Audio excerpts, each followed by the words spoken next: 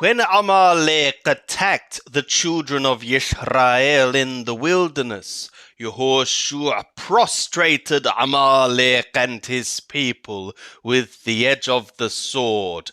And Yahweh said to Moshe, "Write this for a memorial in a book, and set thou it in the ears of Yehoshua, that I will utterly blot out the remembrance of Amalek from under skies." And Moshe built an altar and called the name of it Yahweh Nissi. And he said, Yah hath sworn, Yahweh will have war with Amalek from generation to generation. Shemot, Exodus chapter 18. Now Yethro, the priest of Madian, Moshe's father-in-law, heard of all that God had done for Moshe and for Yisrael his people, how that Yahweh had brought Yisrael out of Mitzrayim. And Yethro, Moshe's father-in-law, took Zipporah, Moshe's woman, after her dismissals, and her 2 sons, of whom the name of the one was Gershom, for he said, I have been a sojourner in a foreign land. And the name of the other was Eliezer, for he said, The God of my father was my help, and delivered me from the sword of Paro. And Yethro, Moshe's father-in-law, came with his sons and his woman to Moshe into the wilderness where he was encamped, at the mount of the God. And he said to Moshe, I thy father-in-law Yethro am come to thee, and thy woman, and her 2 sons with her. And Moshe went out to meet his father-in-law, and did obeisance, and kissed him, and they asked each other of their welfare, and they came into the tent.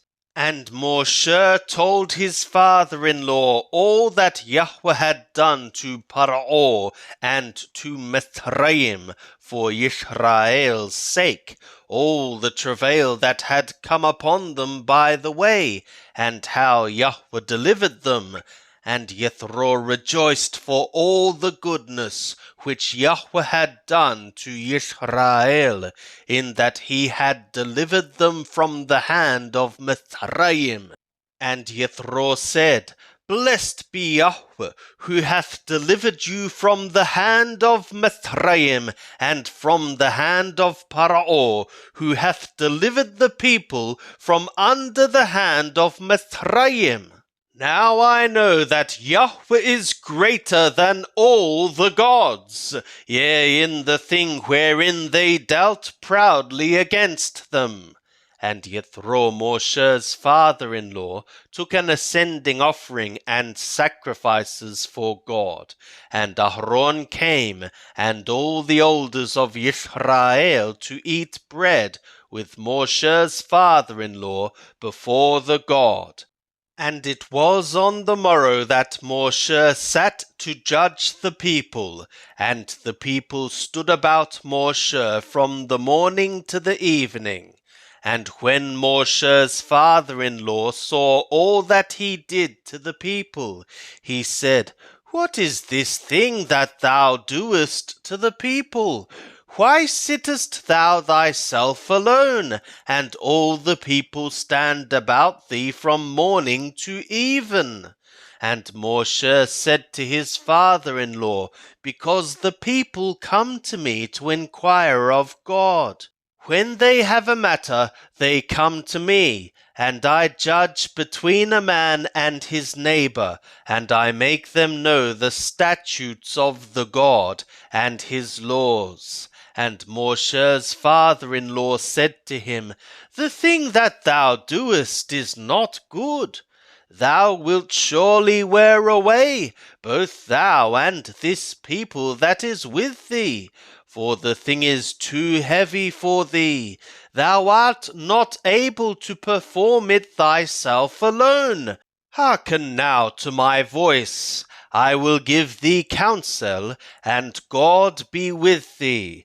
Be thou for the people in front of the God, and bring thou the causes to the God, and thou shalt teach them the statutes and the laws, and shalt show them the way wherein they must walk, and the work that they must do.